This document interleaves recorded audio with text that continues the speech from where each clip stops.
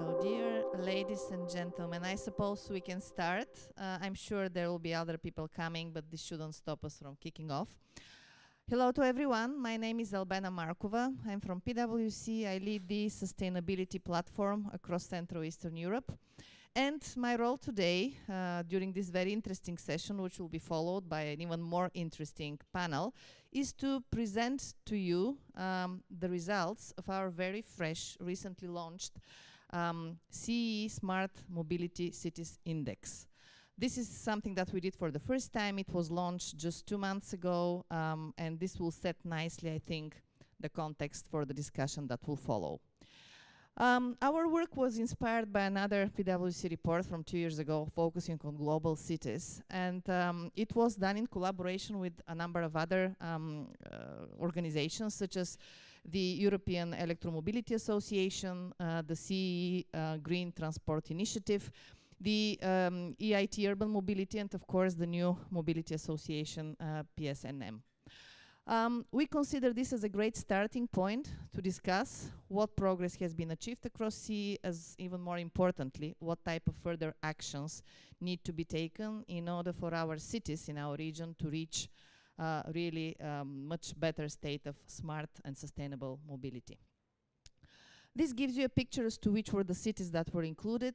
Actually, I would say most of the capitals in Central Eastern Europe, a few other cities in some of the bigger territories, and we also have a couple of representatives from Eurasia.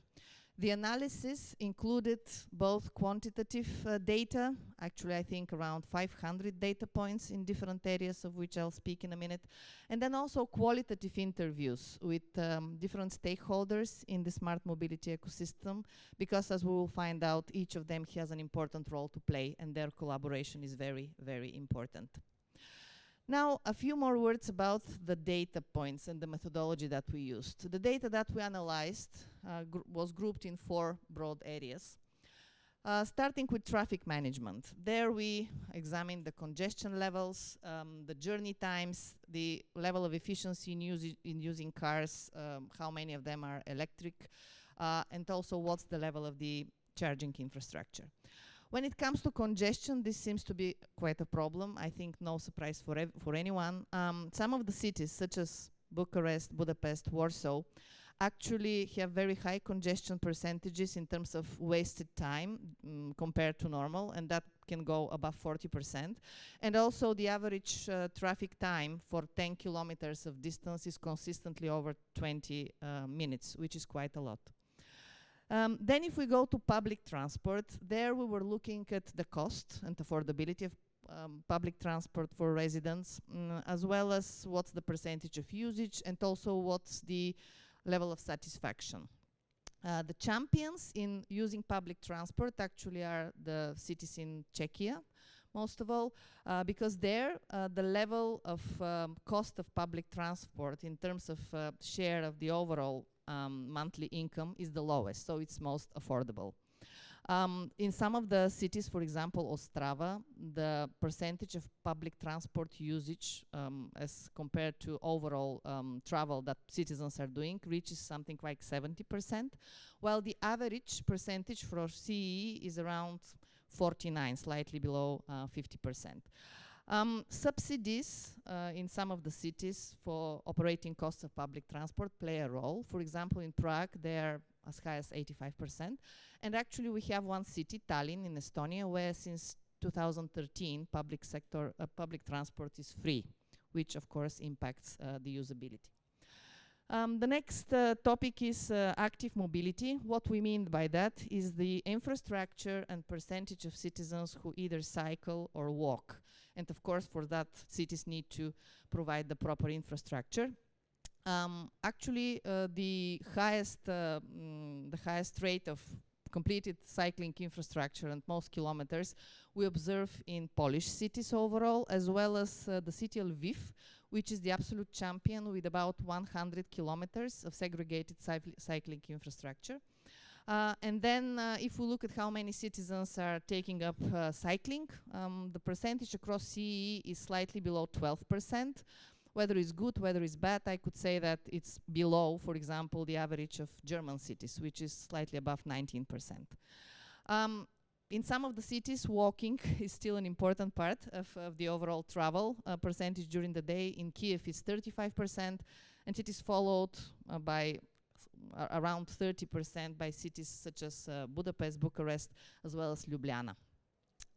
The last data point, maybe also very, very important, is the environmental sustainability.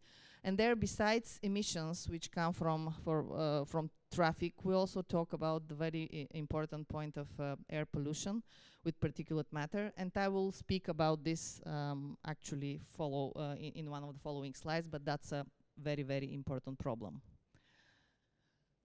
What are our key findings? And I think this slide is more about the achievements and what has already been done. On the one hand, we see enhanced desire and willingness for collaboration between the different members of the smart mobility ecosystem, starting with the public sector, the cities themselves, but then also working with businesses, other transport operators, of course, NGOs, public organizations, and so on. This is important because in this way they share data, but also collaborate jointly on projects which are targeted at finding smart mobility solutions. There has been significant progress in electrifying the public transport in a number of cities. It's either substantially done or it is underway, which is important. And we also see certain experimentation, for example, with green hydrogen buses or even buses fueled by biogas here and there. Almost all cities are investing in active mobility infrastructure. Actually, across all the 25 cities that we analyzed, the cumulative cycling infrastructure is over 4,000 kilometers, which is quite impressive. But it is also important that cities work, and they have started working around connecting the different mobility the different modes of transport, so that the mobility is fully connected and citizens are able to travel smoothly across the cities. Almost every city in our survey has either already implemented or is working on implementing a technology solution of a sort that makes the usage of public transport much more convenient for citizens. This has to do with e-ticketing, availability of traffic schedules, and so on and so forth. There are also other more innovative technology solutions already implemented in relation to traffic management, and this has to do with collecting data via cameras, sensors, drones, and so on. Finally, the car sharing. This is another aspect that we looked into as part of smart mobility. So far, it seems to be mostly in the hands of the private sector. But we have seen examples where cities are actually actively incentivizing this aspect by providing free or discounted parking, for example. This is important because apart from the statistics and overall findings, our Smart City Index provided specific case studies pretty much from most of the participants, because each of them had some great examples to show as to what they're doing in the area of smart mobility. 35 case studies, and actually, coincidentally or not, we have taken the opportunity here to showcase the 2 case studies which relate to Baku specifically, given that this is our host for COP29. Both of the cases relate to the electrification of transport, and this is part of the overall strategy of the Azerbaijani state to achieve their decarbonization strategy at the country level. One of the case study has to do with investments in production and maintenance in the area of Baku of electric buses. And this is supposed in the future to contribute significantly to electrification of public transport, not just in Azerbaijan, but actually in the wider region. And then the second example is the enhancement and incentivization of the usage of battery electric vehicles. This is something implemented at the level of the state. On the one hand, they are working actively to provide wider network of charging stations. We know this is very, very important for any take-up of electric vehicles. And then on the other hand, they're stimulating the usage of electric vehicles by adjusting the import customs tariffs for hybrid and for electric vehicles. In this way, hopefully demand will be stimulated and the picture will look much different in terms of take-up and usage of electric vehicles in the future. What are the challenges? As you might imagine, some of them are rather tough and maybe difficult to overcome. I told you earlier I will speak about air quality again, and this is where I'm coming back to that topic, because this seems to be one of the biggest problems in Central Eastern Europe, despite reported progress maybe in the last few years. Still, out of all of our 25 participants, more than 3/4 have 2 to 3 times, some of them 5 times, higher rates of pollution of the air compared to the thresholds which have been recommended by the World Health Organization. In fact, if we look at all the participants, it's only Tallinn in Estonia which is at the level of the threshold. This means all of us are living actually in a very polluted environment, and this has to do more this has more implications than just the convenience of citizens and residents and how they move around. It has to do with our health. So it's very important to resolve it. The infrastructure for battery electric vehicles gradually taking up, a bit of expanding, but it has to do mostly with private sector efforts. This being said, we have seen more and more governments being open to forms of public-private partnerships, working with energy companies, working with supermarket chains and public garages and car parks to actually enhance the charging stations coverage so that they stimulate the usage of electric vehicles. All in all, during our interviews, the cities shared that it will be quite difficult for them to meet the ambitious climate neutral targets for 2050. And some of the main barriers that they cited had to do with the availability of financing, which is always an issue, and we're hearing in the last few days at COP how this is the pervasive theme that has to be somehow resolved. But then also they cited issues related to capacity in the city's administration, in terms of expertise and resources, to structure good projects in smart mobility, but to also implement them afterwards. So this is something that they're struggling with. All in all, we saw a number of very good examples of individual efforts, progress being made here and there, but our conclusion was there is a lot of work yet to be done. This is basically the outcome of the Smart Mobility Cities Index. It has grouped the different cities that we analyzed in 3 categories. I would say mostly when it comes to their progress and advancement, how mature they have been in their smart mobility journey. In the first group, these are the leaders who seem to be most advanced. A number of cities in Czechia as well as in Poland, and we have one Baltic city, which is Tallinn, as mentioned earlier. The second group is one where really big strides and progress have been made in the last few years, so they're showing very, very positive signs. And these are some, another part of the Polish cities, but also the capitals of most of the CE/EU member states. The last group of cities are ones where the maturity is still at an early stage. This being said, it's very important to say that as anyone who will read the index will see there are so many good examples, which also is showing that everywhere cities are trying to improve and to get better. And in this group we have the representatives of the Eurasian countries, of Western Balkans, as well as Bulgaria and Romania. This is not a ranking, so it shouldn't be looked at such. To us, again, there are great examples that can be shared from any category to the rest and to other cities which haven't been included in our index and should be taken as a great example for future work.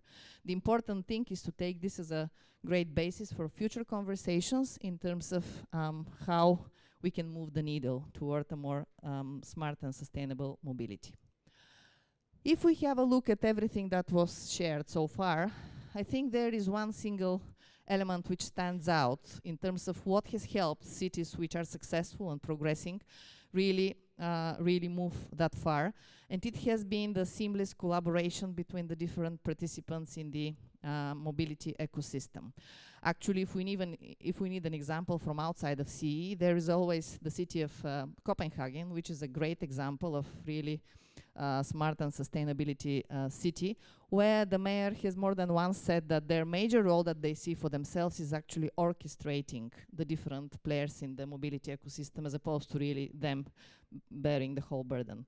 And this should be something that our CE cities should take on board as well. There is a lot of them to do as institutions to help improve the infrastructure and also leveraging and providing funding opportunities, because they have this possibility by working with others. But they need to collaborate very, very closely with the private sector. Private sector, very critical, important, both the transport operators, because they need to be fully integrated in the smart mobility system intermodally, so that everything is provided for citizens in a smooth manner. But there is also play for the energy sector, of course, because they will be the ones providing the infrastructure for charging. There is a separate group which I thought I would underline, of companies whose very model of operation depends a lot on mobility. For example, the emergency services providers. Why are they important? Because due to their operations, they gather so much data related to what's going on in traffic in real time. If they collaborate with public sector and the rest of the ecosystem players, that would be a great source of expertise and information to help design smart solutions. Financial institutions and investors, I don't think I can stress more their importance, because the funding is an area which is always a pain, including in smart mobility. There should be dedicated funds for this type of projects, and let us not forget that any such financing actually goes directly to contributing to the ESG targets also of financial institutions. And finally, research and academic organizations. On the one hand, great source of expertise, also of capacity to actually experiment with different solutions on the ground. And also, it's very important to ensure that urban mobility and smart mobility is somehow integrated in the core curricular in the universities, because that's the only way of supplying the right expertise that will be used and needed for the future urban mobility solutions. With this, I would like to end the presentation. I hope this is sufficient food for thought, but I'm sure our panel will elaborate and mention more than one of these topics that was covered here. In order to call them on stage, I would actually invite my partner and colleague and friend, Agnieszka Gajewska, who is our global public sector leader. She will be the panel moderator. Aga, the floor is yours.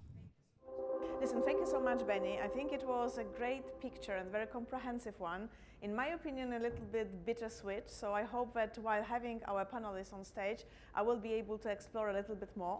So please welcome Ania Wierzbicka. Ania is Director of Environment and Management Division of City of Łódź, my hometown. So big round of applause for Ania. Aleksander Rajech, External Affairs Director for PSNM. Then we have Tafadzwa Kurotwi. She changes climate, as you can see. And last but not least, Sean McGrory. Sean is Executive Director for Strategic Partnerships at Clean Air Fund.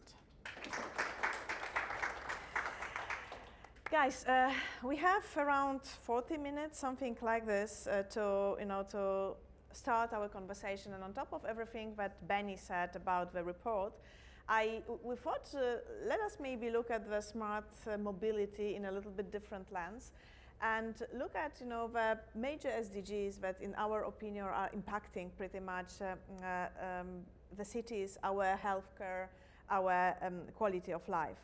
And we have 3 of them, and we believe that all 3 of them are very relevant. The SDG number 3. So I will quote it, just not to misquote, ensure healthy lives and promote well-being for all at all ages. An important one, very close, I think, to our hearts as well. And maybe I will start, Sean, with you. If you look at this report in particular, but also your experience working with other cities, how do you see this specific SDGs being, first of all, implemented in the way the cities are looking at smart mobilities, but also the real impact that smart mobility has on this SDG? Yeah, thank you very much, and thank you very much for inviting me here. First of all, a word on what we do. We are the Clean Air Fund. We are a philanthropic initiative that was set up to tackle air pollution. So, and we have funded and supported a number of organizations across CEE, and in particular in Poland, to try to work on air pollution issues. And sustainable mobility is very much at the heart of the solution set that is required for dealing with air pollution. I think we had the statistics earlier on. Air pollution levels are still considerably higher in cities in Eastern Europe than they should be for human health. And while statistics can be compelling, also the human stories of asthma, increased illness, loss of productivity, unhealthiness are what really we should be concerned about. And that's what the SDGs ultimately boil down to. How well are we living? Are we living healthy and fulfilled lives to our fullest potential?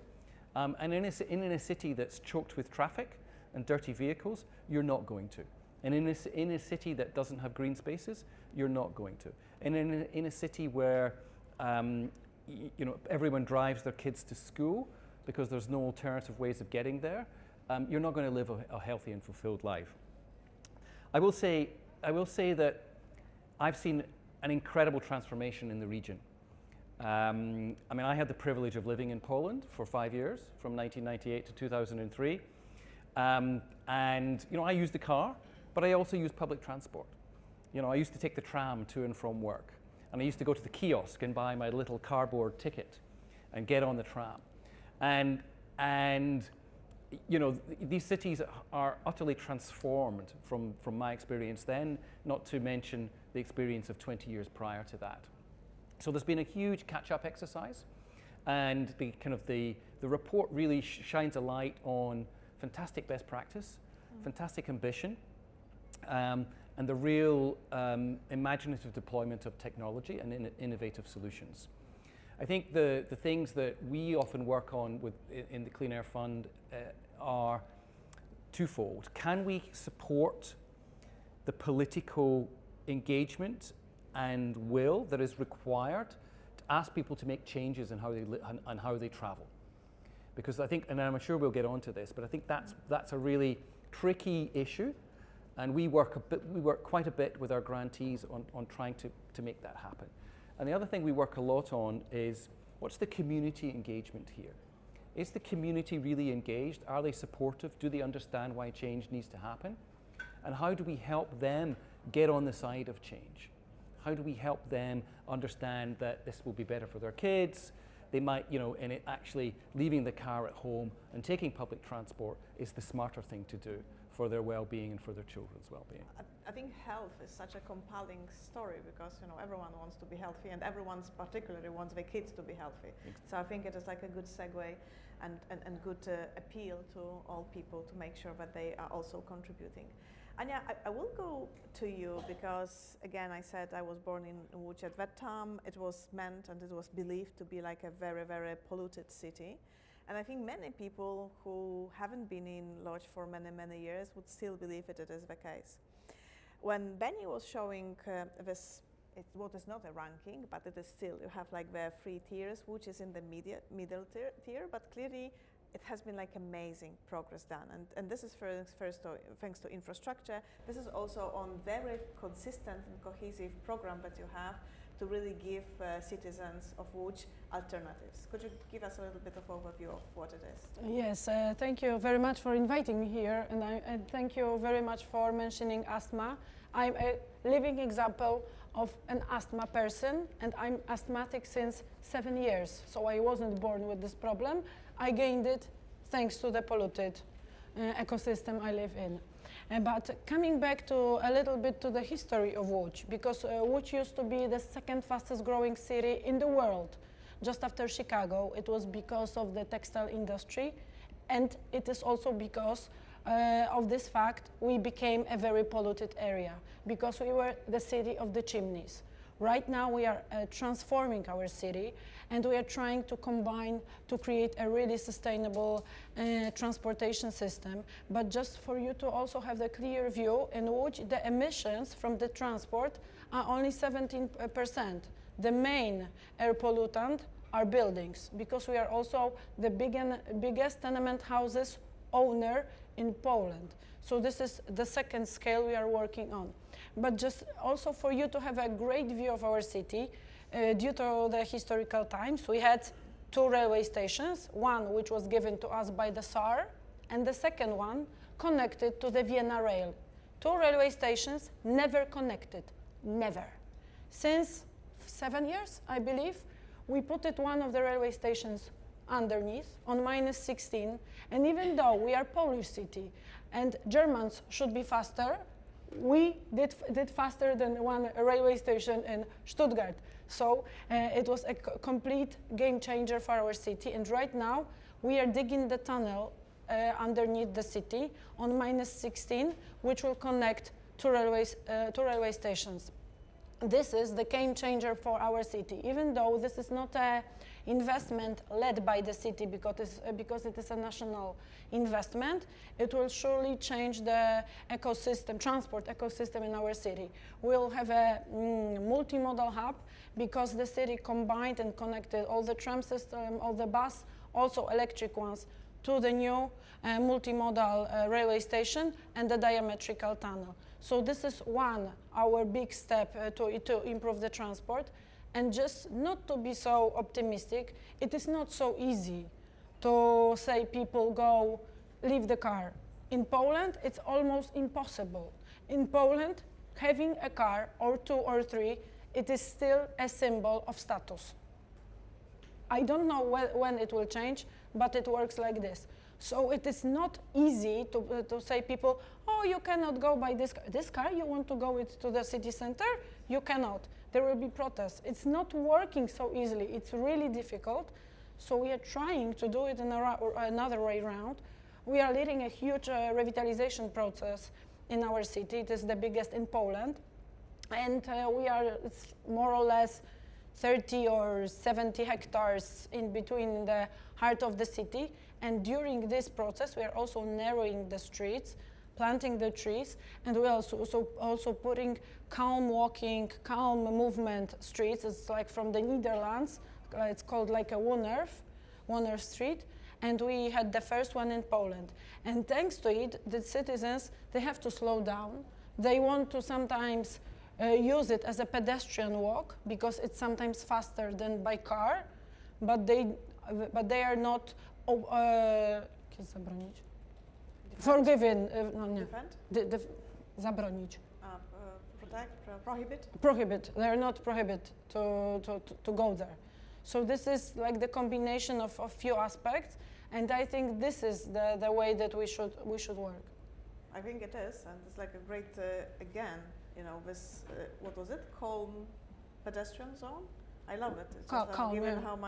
how much stress contributes to our health problems, I think it's not a bad idea at all.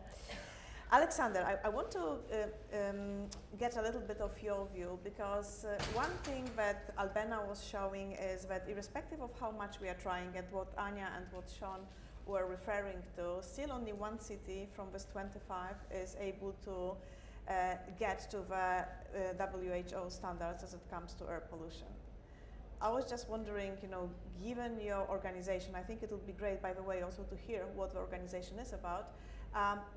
What you believe collectively we can do, how cities can work together to really tackle this problem. Yeah, thank you. I represent PSNM. We are the largest organization in Central Eastern Europe to work with sustainable transport, zero emission technologies, and really drive this forward. We have over 300 members and over 250 partners, out of that 83 cities. So we work very intensively on the issues at hand, and we were very proud to be one of the partners of the study. So it's one of the many things we've done in this array of activities. But the question is quite complex. Obviously, I mean, one thing is the illnesses we're talking about, but the other things is the deaths. In Poland, out of the 100 most air polluted cities in the EU, 30 are located in Poland. And this is because the country is geographically and population-wise bigger than other CE cities, but this is across the CE the same problem. And every year we get around 30 to 40,000 deaths directly related to air pollution illnesses, generated illnesses. So this is a very severe problem that we have to address. And low emission zones, yes, they do pertain to mobility. And it is true that about 23 to 25% of the overall CO2 and NOx pollution comes from transport and about 3/4 of that from road transport. But the thing is, we have solutions for that available. And for the energy sector and the building, let's say, industry, this is a little more difficult. For mobility, we have the solutions available, and we can speak a little more extensively about those solutions later. But I think we're seeing very clearly it's a question from a kind of top-down approach, so from the bigger issues to the smaller issues. One thing is policy. Policy is very important. Obviously, we have in the European Union the AAQD, we have the CAFE directive, we have a number of regulations that help and are supported by the wide array of 14 acts within Fit for 55 and the legislative package. So things are coming along from that perspective. In Poland, we're also going to ramp up our NOx emission levels that are allowed, and so we're probably going to be aligned with the EU 20 micrograms of NOx pollution. What's very important is we tie that into our resilience and recovery facility obligations. So all the cities above 100,000 residents that actually apply to these levels will have to introduce a low emission zone within the beginning of the next year as of the air measurement. The problem is we have to think about it in a very synchronized way, because measurements give us the reference point for whether we're along with the obligations or not.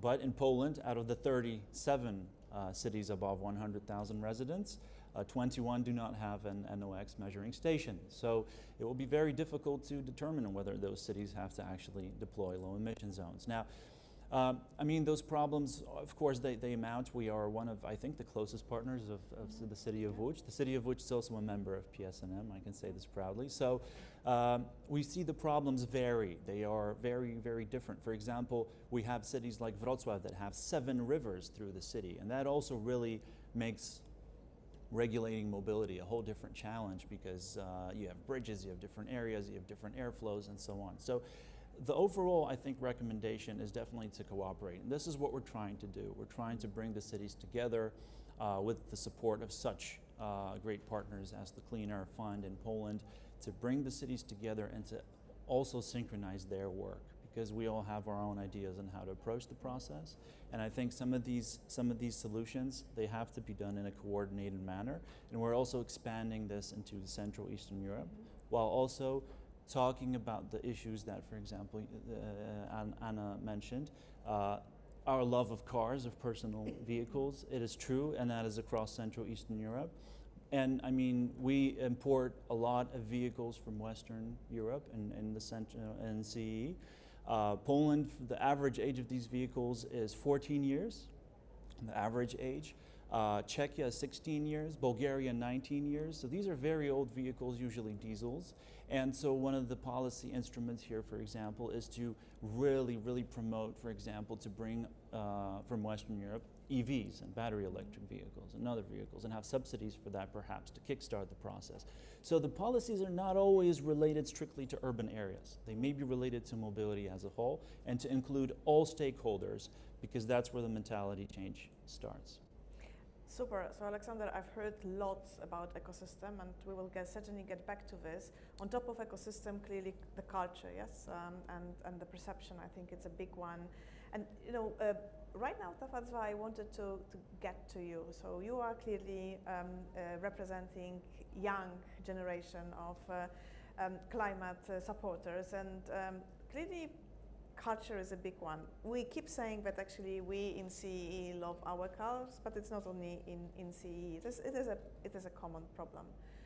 What do you believe the young population can do to really contribute to change this culture, to really make sure that people, when they think about their health, they also think about how they themselves contribute to the problem and how they can change it? Thank you very much for the question. My name is Tafatwa Kumatwi from She Changes Climate, and I'm also into innovation and technology.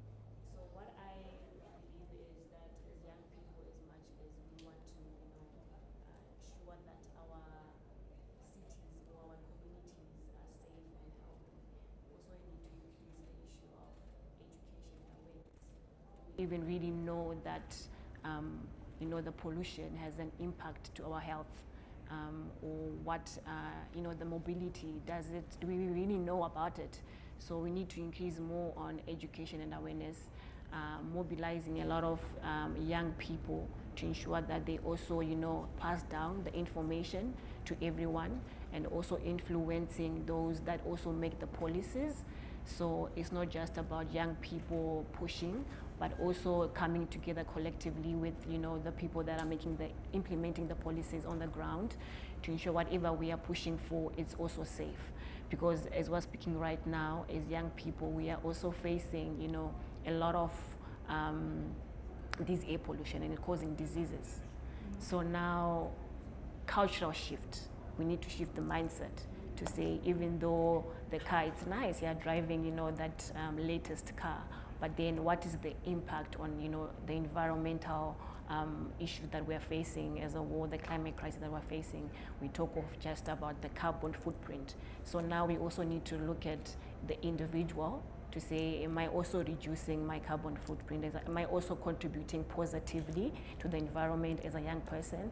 And I'm also influencing another people. So also building that cultural and shifting that cultural mindset to say, we are now shifting it negatively to positively, and also mobilizing a lot of young people in the discourse. So mostly on education and awareness, and also ensuring that we have the correct data. So collaborating with academia institutions, universities, that to be able to also pass down the correct data that is also correct and not also biased. So working with young people in academia and universities, and also influencing change with their capacity, because I'm sure we talk of just the basic of using the digital tool that we're all is. So now if I'm using that digital tool to influence policies, to influence what is happening, to sending out messages, I'm sure the message will change, and because we are now collectively together with one voice, and it's meaningful, it's correct, and it's also fun to talk about, because at the end of the day we are fighting for not just what is happening now, but also for the future. Sure. Yeah. So yesterday I was at one of the round tables, and someone said something that very much resonated with me, saying actually we are not going to pass this problem of climate challenge to the next generation. So I think your voice here is absolutely essential to really make sure that we help people change their mindset. So listen, we focus and we covered the SDG number 6 about health. Right now we want to go to SDG number 9, and again I will quote it: build resilient infrastructure, promote inclusive and sustainable industrialization, and foster innovation. Great one, big topic, and I'm really happy that we are going to cover this one. Tafadzwa, I will start with you this time, because I think we've been talking quite a lot about what is happening in Central and Eastern Europe, in Poland, and so on. You are Zimbabwean, so you also seen like very different situation. You also have your challenges.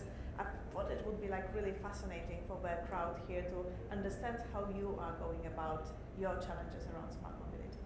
Okay, so in Zimbabwe, I think the main problem would be in the capital city where I stay. I stay in Harare.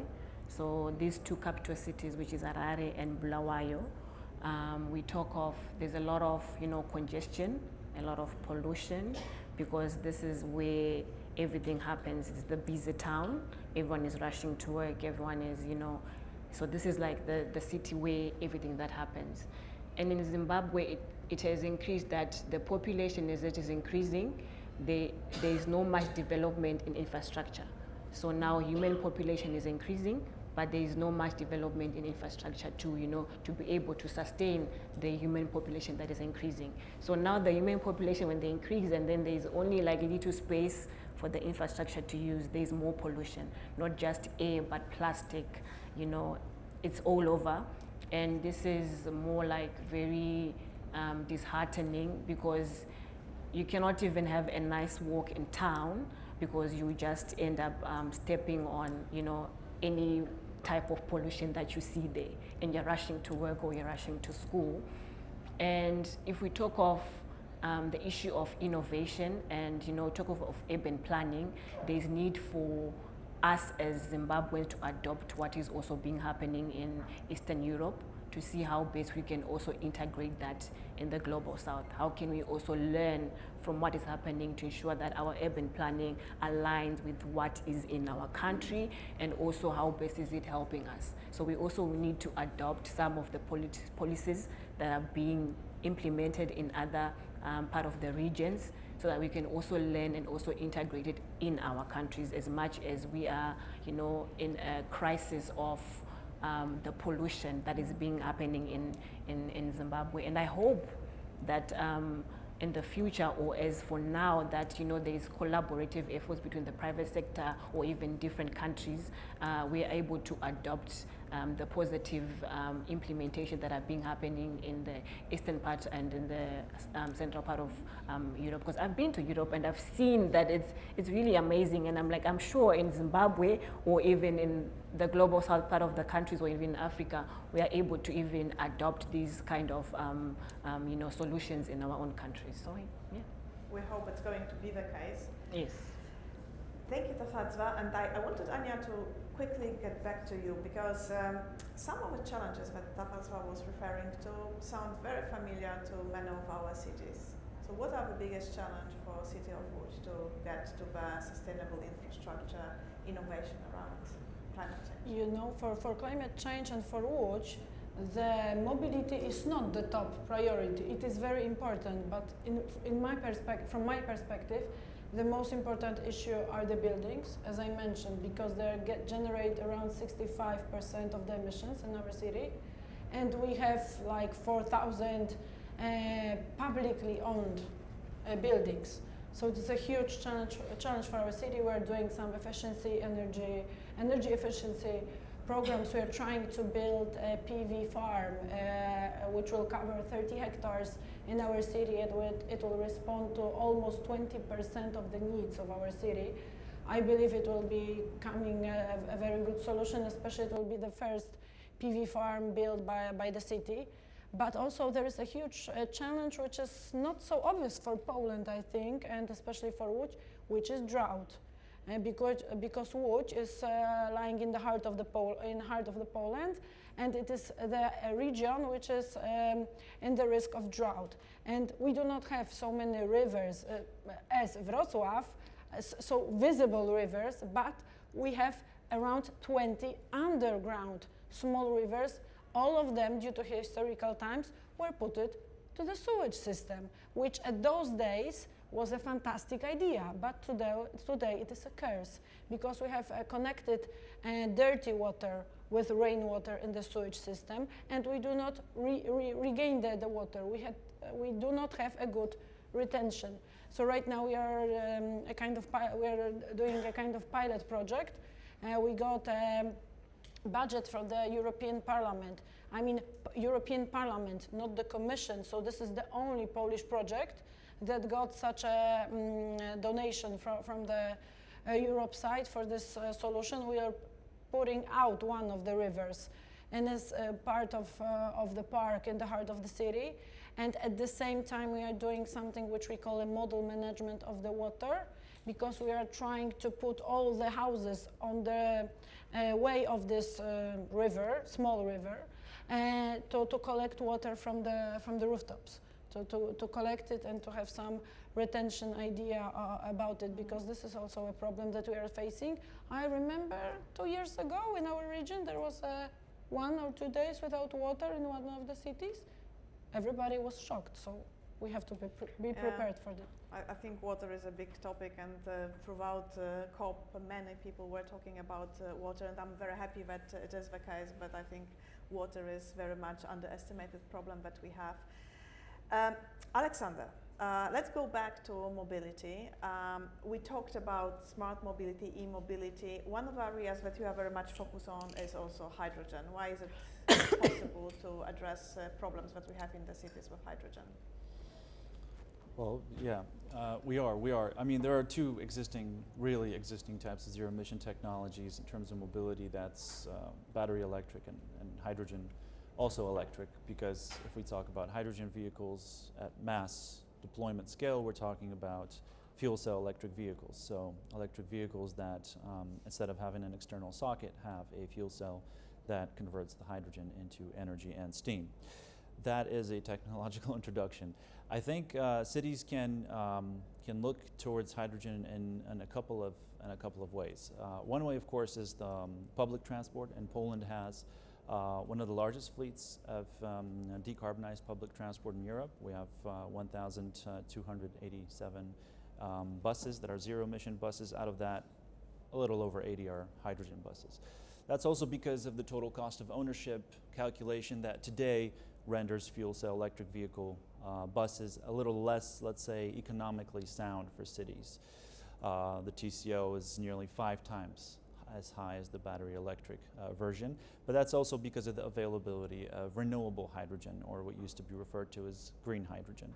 So that's a pretty complex topic, but overall, cities are picking up those technologies quickly, also because, as I said before, it's available. It's a solution that is available. It's a very Polish solution. In 2022, every second electric bus exported by the European Union was manufactured in Poland, so that's also probably why that became so popular and so quickly. But I think there is much more to that, because smart mobility, which is an effect of electric mobility, where we have vehicle-to-grid solutions, vehicle-to-internet solutions, and we're really developing autonomous solutions in the end, where we can develop shared mobility, where we can combat this passenger vehicle ownership with the idea of sharing vehicles that perhaps we won't even have to drive. And this is, I think, the end pursuit here. Also, energy generation and energy storage. We have an abundance of prosumer energy production in Poland from renewables, mostly photovoltaics, but nearly 3 gigawatts of that gets wasted every year because it cannot be fed back into the grid. So one thing is grid repairs, but another is energy storage. And in the long term, electrolyzers that have a larger capacity will be the solution also for cities. So that's, I think, the main area. Hydrogen is one of the best energy vectors we have and connected to the cleanest technologies, and I think cities should really deploy that fast. And in those two ways, I think Lovely. Sorry, I'm rushing us a little bit because clearly we have only limited time, and there are like many other things I wanted to cover. Great to see that there is so much innovation in this space, and cities are slowly, some quicker, adopting this. Sean, I want to right now refer to you. London. I had a great pleasure to live there for 7 years. You not only have like low emission zone, you have ultra low emission zone. And having heard everything that we've heard so far, it's quite difficult to really get this like political and social buy-in to really get to this point. How on earth London managed to get there? Well, it's like bankruptcy, slowly and then all at once. Okay. So London started first of all with a congestion zone, so it wasn't a clean air initiative. It was about congestion, and that was in the heart of the city. And then it built. Once it sort of proved that people were willing to tolerate that, then it expanded into a low emission zone. So it's flipped from being about congestion to being about air quality, and it expanded.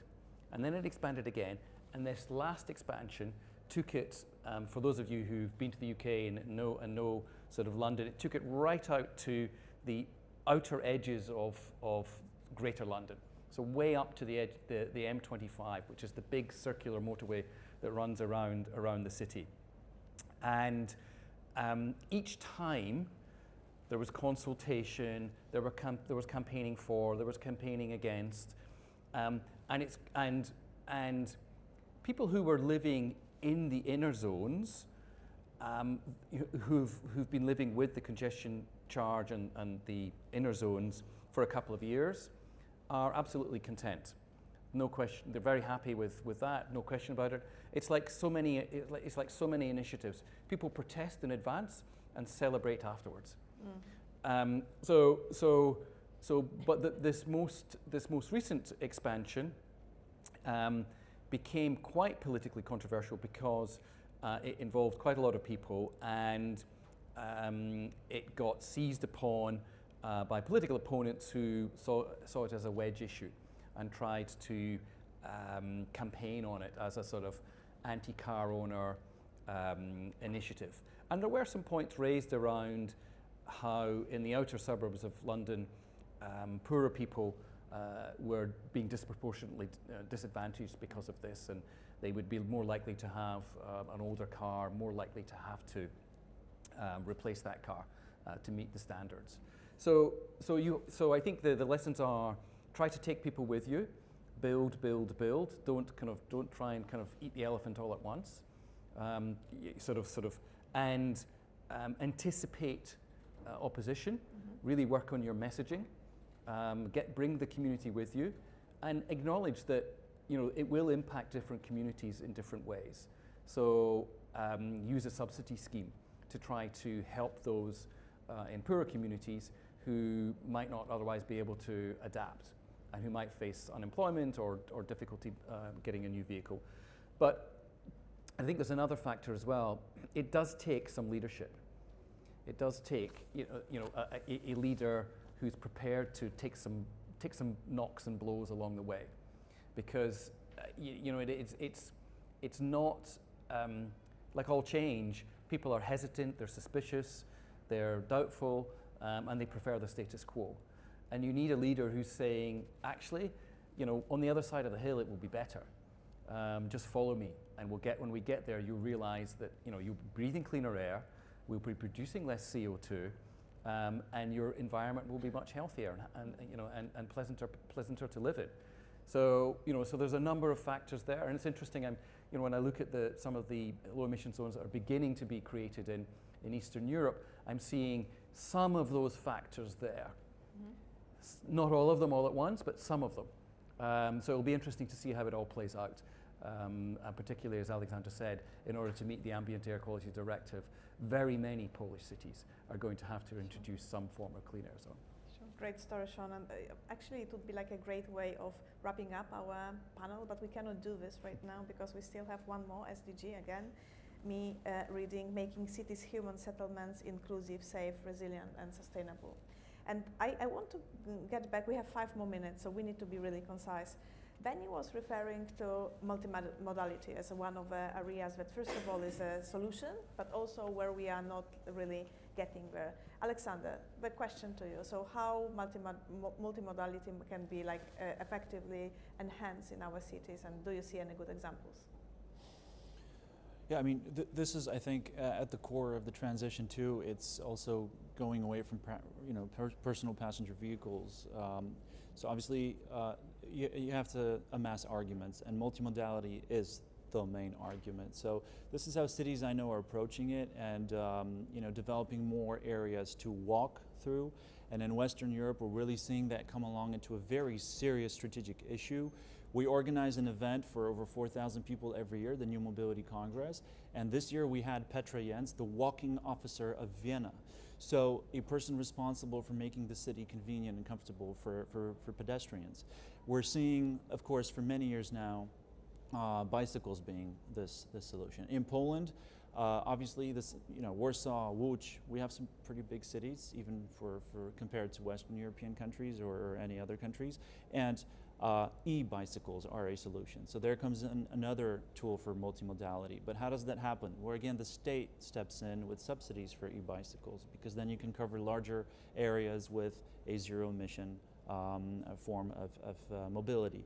So if you combine that with really good public transport that is based on zero-emission buses where they have to be, or rail solutions, preferably where they are possible. This is not always a possibility, but sometimes it is. There you really develop a full alternative to having a personal passenger vehicle. And I think that is the key tool. We're seeing that cities in Central Eastern Europe and Poland definitely are picking this up very fast.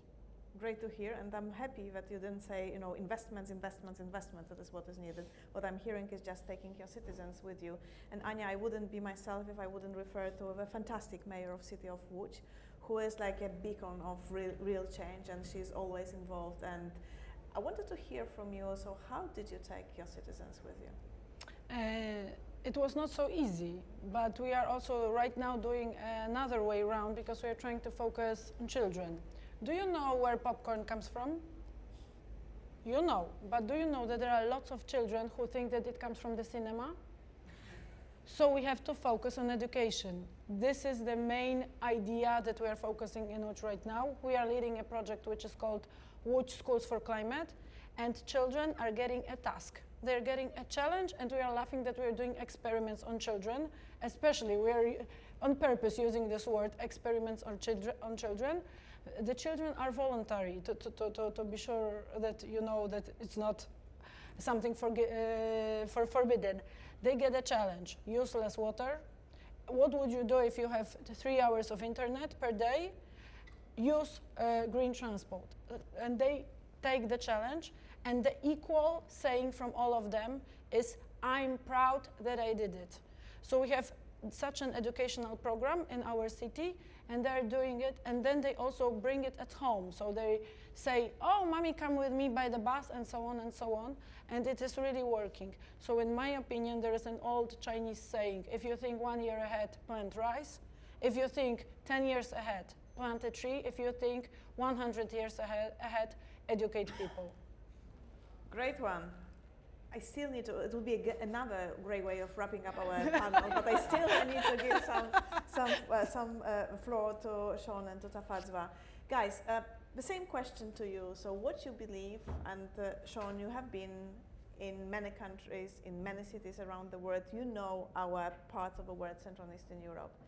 How can we make this notion of demonstrate or protest now and celebrate later a real thing in CE? I love the idea of education. And I've got one other thought. How do we make it cool? How do we make it cool to not own a car? You know, so give people alternatives. So ride sharing, Ubers, great public transport, make public transport cheap, bike lanes. So you could give people alternatives. But also, let's have some celebrities who say, I don't own a car. Why would I own a car? You know, let's make it glamorous and cool to not own a car, to be an urban resident who enjoys the city without clogging it up for everybody else with a big ugly SUV. So that's my thought. Great one, Fatima. How about, so what else we can do to make it real cool? I'm really glad that the education and awareness is a key point that we're going to take away. So I think it should be more also influenced through music, because music has power to influence and to touch people's minds and hearts. So more influencing the education and awareness through music and art, and making it fun is what he said, more fun.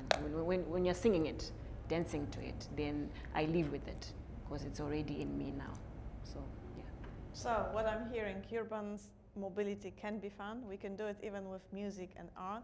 Guys, thank you ever so much. It was a fantastic conversation. I think we have lots of fantastic ideas that I hope we will be able to take to our cities. I do hope that we will, with the right leadership, as Sean said, we will be able even to discuss and protest a little bit now, but we will really celebrate in the future. Guys, if you want to get to our report, you absolutely are able to do so. There's lots of fantastic information there, so I hope you will enjoy it. Thank you so much again.